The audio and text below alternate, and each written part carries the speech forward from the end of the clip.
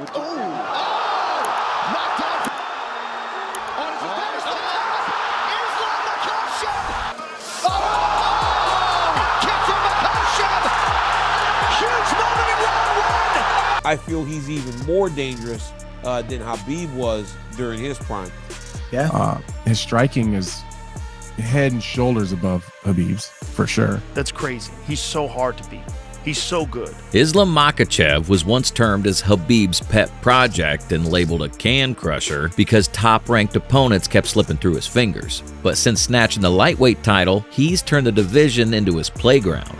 This is the difference. Yeah, right? true. Islam is scary standing up. Like in the beginning of his career, he was really good at wrestling, not as good at standing up. Islam Makhachev made his UFC debut in 2015 as Khabib's undefeated 12-0 protege and proved his worth with a submission victory. Beautiful job by Makhachev. Great. However, he got too confident in his second fight and was knocked out cold by Adriano Martins, which remains the only blemish on his record to date. Nevertheless, Makhachev bounced back by dominating his next two opponents. The Dagestani's true test came against Gleison Tibau, a fighter who many believed gave Khabib his toughest challenge in a controversial fight. The question on everyone's mind was that if Tibau pushed Khabib to his limit, what could he do to Makhachev? Islam wasted no time answering. After a brief feeling out period, he unleashed a thunderous left hook that dropped Tibau to the canvas and out cold.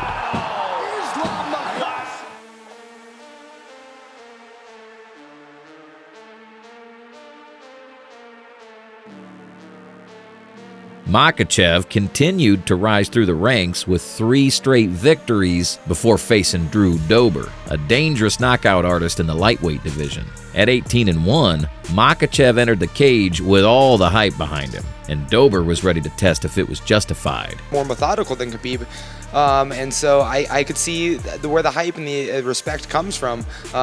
Do I entirely believe that he earned it, or are people giving it to him? I'm not quite sure.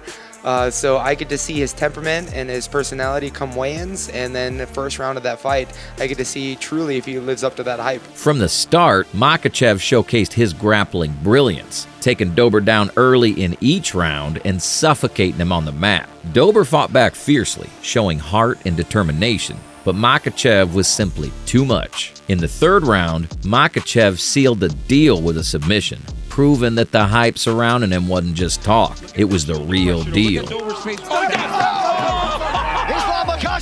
It's not my plan. I just make him tired first and finish him. Makhachev tore through 3 more opponents, namely Thiago Moises, Dan Hooker, and Bobby Green, to finally get his shot at gold. Islam's last man standing makes him #1 contender. I'm just reminding you of that. Told Cole a couple of days ago, this guy not my level, I'm gonna show people my level. 11 months, I finished 4 guys, and I deserve. Contender fight, Islam have to fight for the title versus Charles Oliveira. This is my opinion, and this is fair because 11 win streak versus 10 win streak. Let them fight. The fight was booked for the vacant belt at UFC 280. Announced Charles is fighting Islam in Abu Dhabi. Right. Both men were on impressive win streaks, with Oliveira taking down top fighters like Michael Chandler, Dustin Poirier, and Justin Gaethje. But Makhachev had a different fire burning inside him, which made him confident that he wasn't just another challenger, but the man. Honestly, my style bad for him because, you know, he always pressure his opponent because nobody tried to take him down. All these guys lost his opponent, scare his ground game, but this is... I don't care about his ground game. On fight night, Makhachev took control from the very first bell, outstriking Oliveira with precision before dragging him to the mat and smothering him with pressure. In the second round, he stunned Oliveira with a hook and then transitioned into an arm triangle choke, forcing the People's Champion to tap and securing the lightweight title.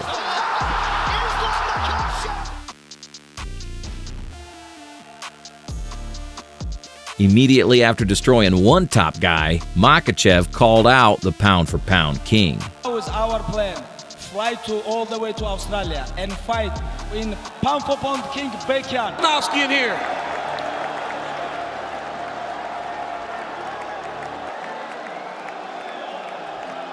Hey, calm down, stay away. Hey, you will not get too close. Alexander, this guy said he wants to fight you in Australia. Defend his championship against you where you try to become a double champion. Are you down? Let's do it. Hey, the lightweight on the line, pound for pound #1 on the line. Let's do it. Heading into their clash at UFC 284, Makhachev was oozing with confidence. If Alex got it, I'm curious, you know how good you are. If he beats you this weekend, could he be considered the greatest of all time? It's not possible because I am the champion and we fight 150 fight. This is not his area. This is other power, other division. I'm gonna beat him easy. Inside the cage, Volkanovski proved why he's regarded as one of the best, pushing Makhachev to the edge. Round after round, Volk stuffed Makhachev's takedown attempts, and even when he found himself on the canvas, he defended with sheer grit and technique. While many thought Volk would dominate on the feet, Makhachev held his ground, and in some exchanges, he even got the better of the battle. A late scare in the 5th round made things tense, but Makhachev's resilience, chin, and smart striking earned him a well-deserved decision victory by a close decision. It was an incredible fight. Thoughts on what just occurred? The Volk fight sparked plenty of questions about Makhachev's dominance, but it only took him less than a year to shut down the critics and silence the doubters when he faced Volk on short notice at UFC 294. This being short notice, and me, it's going to be an exciting one too. So obviously I want to go out there and I want to hurt him, and yeah, we'll try and make sure it doesn't go 5 rounds. I want to finish it early. Well, I go out there, I plan on knocking him out. While Volkanovski was riding high with confidence after his stellar showing at UFC 284, Makhachev was scheming his own masterpiece. Last round he won. I just give him chance to last minute. But this fight, everything is gonna change. I want to finish him and finish all this talk about this fight. When the cage door slammed shut at UFC 294, Makhachev stepped in with fire in his eyes. He opened with a barrage of punishing body kicks, softening up Volkanovski before uncorking a flawless strike to the head. The Aussie star collapsed like a puppet with his strings cut as he was knocked out cold in just 3 minutes. It was unbelievable. Head kick, the oldest trick in the book. Go low, go high, and it worked. It worked a treat. Spectacular. I mean, listen, Crow Cop-esque head kick. Next up, it was Dustin Poirier's turn to experience the scary reality of fighting Islam Makhachev. Weak point is wrestling and the grappling. And I just, I have the key for the easy fight. And I think if I follow the plan, I can beat him easy. What is my that? My style and Khabib's style, it's a war style for the Dustin. People who can take him down, hold him there, it's always give him problem. I mean, that's on him. I've done more in the sport of mixed martial arts than he has. I've been around a long time. I was doing this before it was cool, and I'm still here, still here doing it at the highest level. I could beat anybody in the world. And I hope he's next. As soon as the cage door slammed shut at UFC 302, Makhachev's calm confidence transformed into a relentless storm. He came in with Khabib's shadow casting over him, certain his wrestling would be the deciding factor, just like it was for his mentor. But Poirier wasn't going down without a fight. What followed was a brutal battle, one that turned Makhachev into a predator, pushing the limits of his wrestling and striking, with Poirier caught in the middle of it all. Inside the Octagon, Poirier shocked everyone with a takedown defense that was tougher than anyone anticipated, forcing Makhachev to stand and trade with one of the most dangerous strikers in the division. But Islam went toe-to-toe with Poirier, cracking him with sharp counters and proving his striking was just as dangerous as his wrestling. As the rounds progressed, Makhachev's relentless pressure took its toll, and in the 5th round, he caught Poirier's foot, spun him into a slick submission, and locked him in a Bravo choke to seal the win. Best in the world at 155.